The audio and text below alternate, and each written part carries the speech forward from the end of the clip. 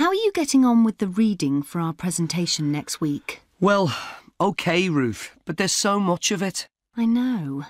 I hadn't realised birth order was such a popular area of research. But the stuff on birth order and personality is mostly unreliable.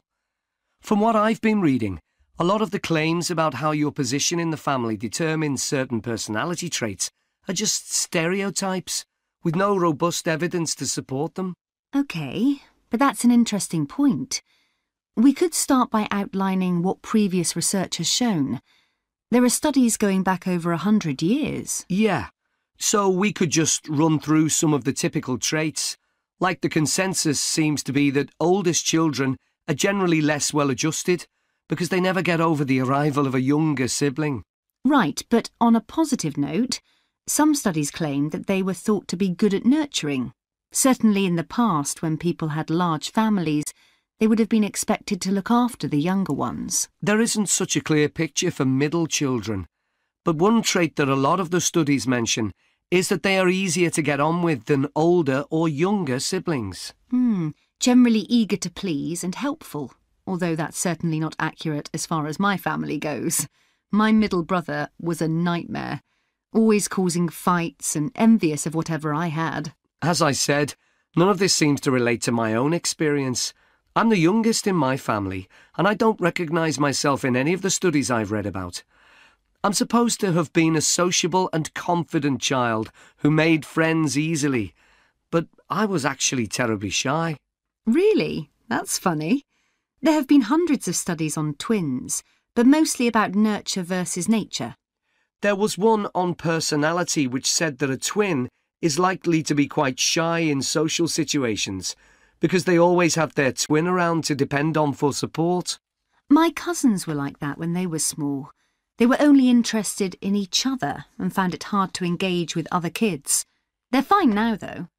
Only children have had a really bad press. A lot of studies have branded them as loners who think the world revolves around them because they've never had to fight for their parents' attention. That does seem a bit harsh. One category I hadn't considered before was children with much older siblings. A couple of studies mentioned that these children grow up more quickly and are expected to do basic things for themselves, like getting dressed. I can see how that might be true, although I expect they're sometimes the exact opposite, playing the baby role and clamouring for special treatment. What was the problem with most of these studies, do you think? I think it was because, in a lot of cases, data was collected from only one sibling per family, who rated him or herself and his or her siblings at the same time. Some of the old research into the relationship between birth order and academic achievement has been proved to be accurate, though. Performances in intelligence tests declined slightly from the eldest child to his or her younger siblings. This has been proved in lots of recent studies. Yes, although what many of them didn't take into consideration was family size. The more siblings there are, the likelier the family is to have a low socio-economic status, which can also account for differences between siblings in academic performance.